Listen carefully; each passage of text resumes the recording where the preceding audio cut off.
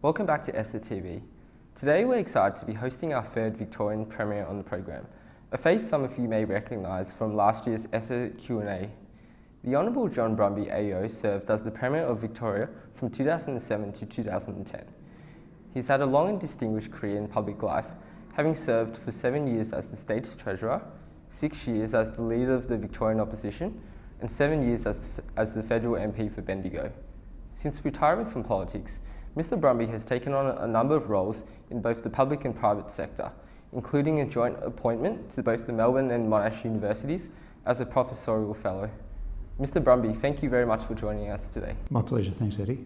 The Braxton Brumby State Government showed what many would describe as a strong commitment to fiscal responsibility, having maintained budget surpluses as well as retaining Victoria's AAA credit rating. How difficult was it to maintain this commitment, given the need to keep election promises and address the state's infrastructure demands? Well, it's a very good question.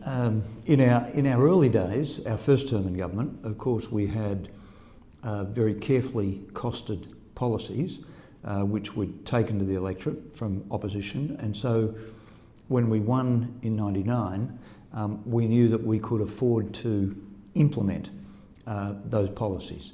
So the commitments we'd made were relatively modest in the big scheme of things, and when we first came to government, the budget surplus was actually a little larger than had been revealed by former Treasurer Stockdale. So we're in a position during that first term to do that with a fair amount of comfort. Our biggest challenge in that first term was the fact that the capital works budget was minuscule. The last budget of the former Kennett government, they'd spent just $1 billion on net fixed assets, on capital works expenditure. And Victoria had some significant capital works shortfalls. So there were no big projects in Melbourne, there were no big projects that have been funded in regional Victoria, so the project tin was completely empty. So our challenge in that first term wasn't so much on the recurrent side, it was much more on the capital side. What could we do there while still obviously keeping debt at modest levels and also stimulating capital works and keeping the AAA credit rating. So in that first term we doubled capital works to $2 billion per annum, and at the time, I was the Treasurer at the time, we thought doubling something, that's a big increase, 100% increase. And we're able to do that, and because of the growth of the economy, the Victorian economy was growing strongly, more population growth coming back to the state, we're able to do that and keep our debt servicing ratios either stable or indeed declining because our economy was growing pretty well. The only other issue we had in that first term, the way in which the budget operating surplus was calculated in that first term, of course it was all mark to market. So I remember one time with on the plane going overseas to the World Bio Conference in the US with Steve Brax, and from there we used to go and see Moody's and Standard & Poor's in New York. And on the way over on the plane, we had a big potential budget surplus, and then we had a bit of, it wasn't the tech wreck, but we had a major adjustment in the stock markets, a big fall, and our $800 million surplus overnight turned into a small deficit. And we thought, and we'd promised every year that we'd return a surplus of at least 100 million. But that was a mark-to-market problem. It didn't reflect the underlying operating strength of the balance sheet. And indeed, some years later, as Treasurer, I forget now the terminology we introduced, but we changed that measure so that it was a standard operating measure, and we took the fluctuations of the market out of it so that it didn't distort the underlying spending profile of the state. One issue on which you've stood at odds with the Federal Labor Party on is the future of the goods and services tax. In 2015, you called for an increase in the rate of the GST to 15%, as well as its expansion to include goods purchased overseas. Can you briefly explain why you believe an increase in the GST is needed, And given the regressive nature of the tax, how its relative impact on low income earners could be mitigated? So there's a lot, there's a lot in this. I was in the federal parliament in the 80s. I was a young man at the time when Bob Hawke and Paul Keating held the National Economic Summit before you guys were born in 1984. And I was a supporter of the GST back then. So was Paul Keating, strong supporter of the GST back then. But the decision that was taken by then Prime Minister Hawke and Treasurer Keating was because of the huge scale of tax changes that took place at that time, with dividend imputation, changes to capital gains tax arrangements, fringe benefit tax arrangements and various other things. If you'd done the GST as well, it would have just been too much for the system, too much for people to cope with. So at the end of the day, we didn't do the GST. Then of course, Prime Minister Howard and Treasurer Costello did introduce the GST, and it was introduced from January the 1st, 2000. The reason, so the speech I made in 2014 was the Hamer oration. So it was about federation and how we repair the federation, how we make it work better, and how we also restore some stability and confidence to our tax system. So the reality is today that despite the 10% GST in 2000, the tax system today is more reliant on income tax than ever before. And the reason for that is when the GST was introduced in 2000, you saw the abolition of the wholesale sales tax. There are also some state-based sales taxes. And so that broadened the base out. But it's since become narrower and narrower again. And it's an extraordinarily narrow tax base. And the impact of that is you're seeing now for many middle income earners, many median income earners, they're moving through the tax brackets very quickly. If you look at Treasurer Morrison's forward estimates, most of the budget repair over the next 4 years is actually coming off the back of bracket creep, even though inflation rates and wage level increases are very low. So we've got this really narrow tax base, and you're seeing cuts to company tax. So it's more and more reliant on income tax. And I think it's got huge disincentive built into it. And if you think, particularly for young people, and people your age, so you leave university, firstly, your cost of, if you buy a house, is much greater in real terms. Secondly, HECS, which you've got to pay back. And thirdly, of course, if you have a family and children, the cost of childcare. And when you put all of those things together, for a lot of people in the workforce, their real effective marginal tax rate is like 90 cents, 95 cents in the dollar. For many women at the moment, not just women, but for many women who've had children, they re-enter the workforce, they're working part-time, again, they need childcare, and then they face a marginal tax rate of 35, 37, 45 cents in the dollar.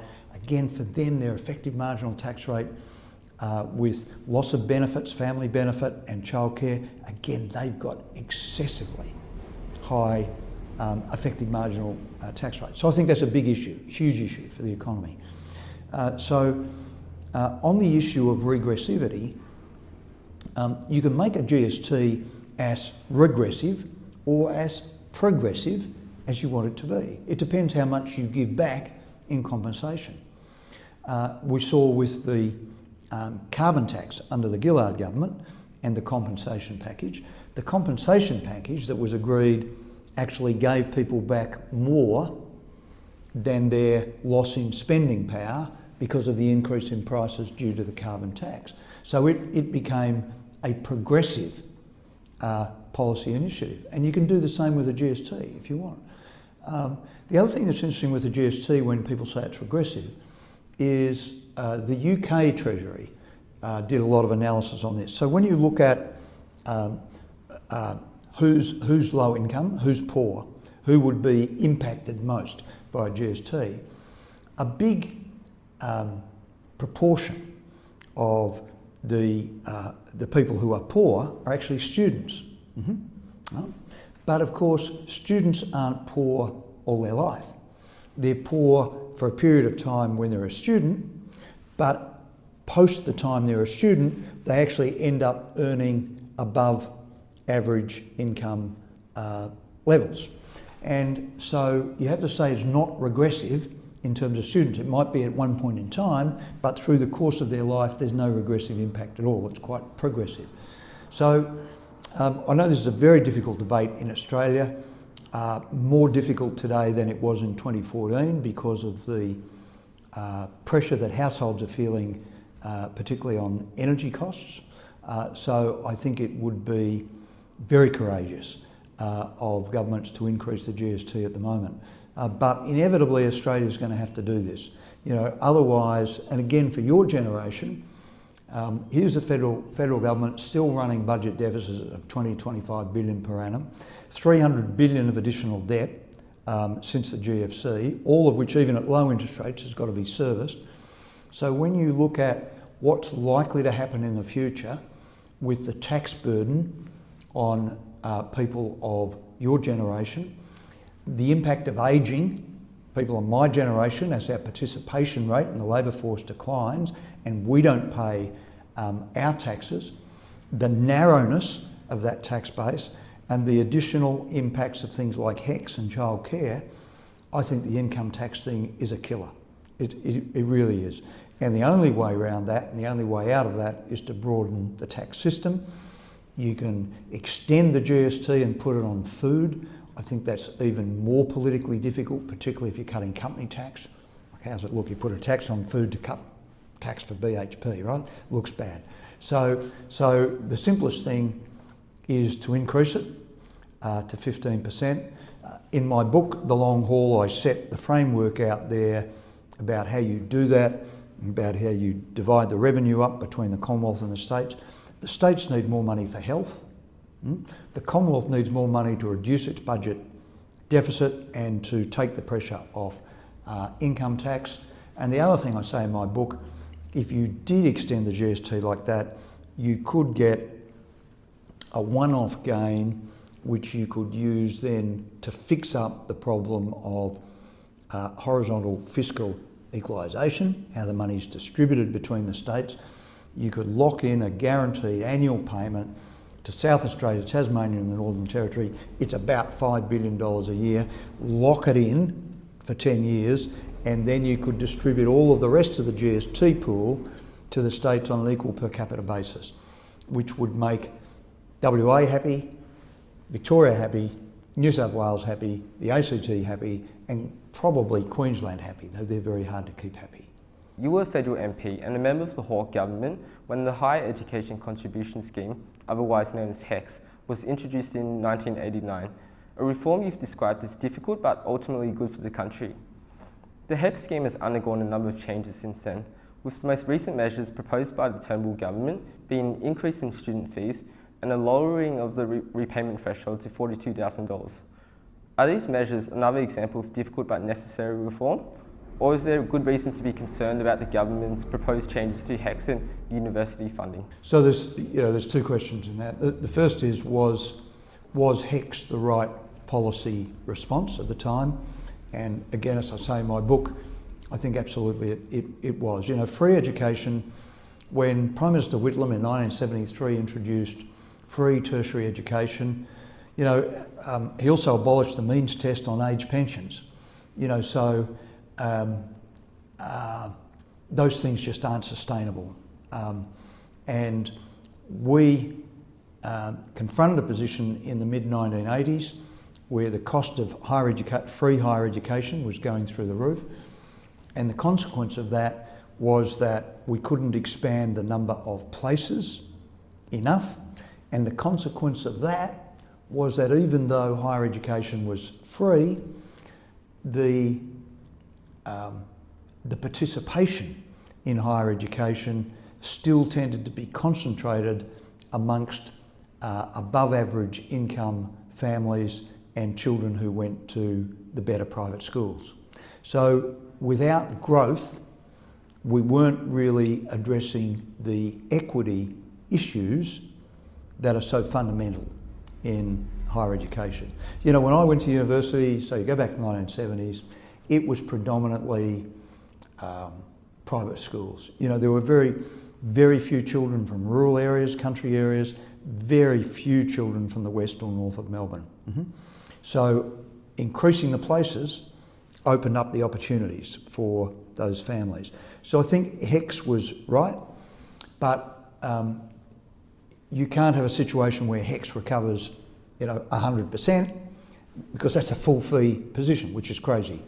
So in terms of the current government's policies, the current federal government, I think the combination of the threshold, the HECS amount, and the cuts to universities, which are going to cost Monash, what is it, 60 or 70 million or something over the next few years. Melbourne Uni, a lesser amount, but 40 or 50 million. You put all those 3 or 4 things together and it's a bad combination. You know, it's a bad combination for the universities.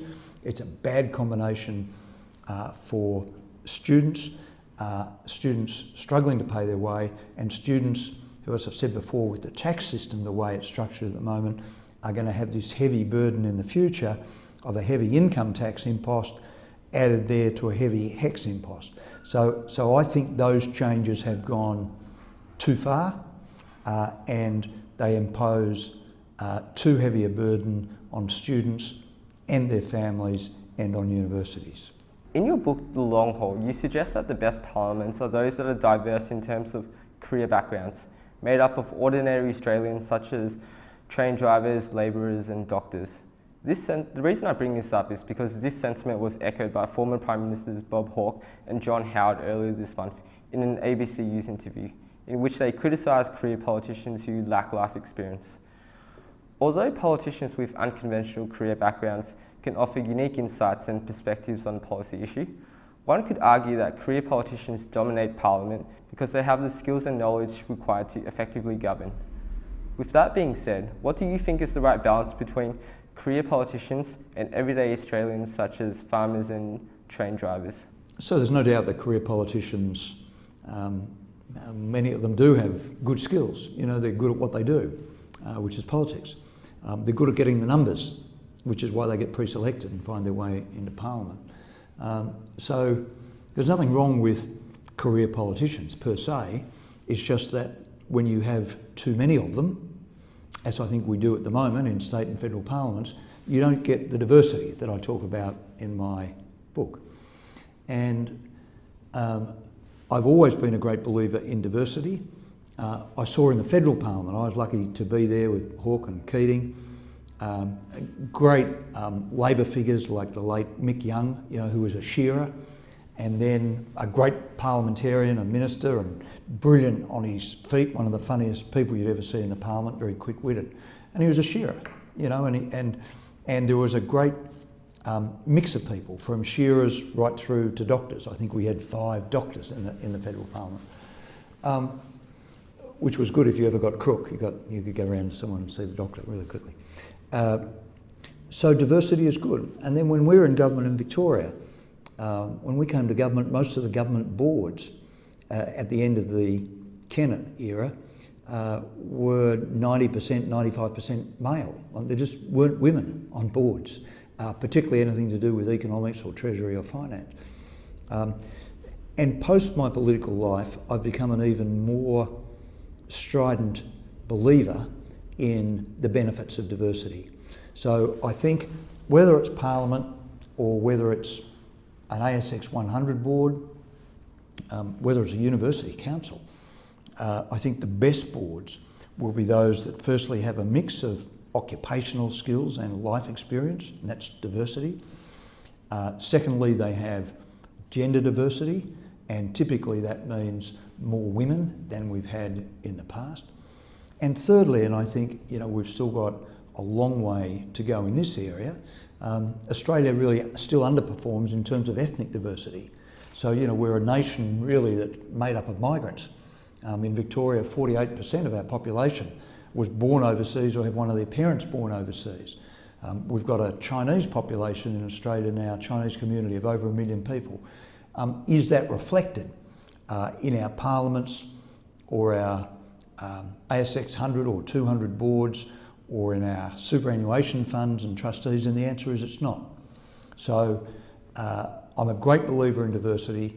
As I've said, whether it's in industry or the Parliament, we've made good progress, particularly in terms of gender diversity in Australia, but we've still got a long way to go. Mr. Brumby, thank you very much for your time today. My pleasure.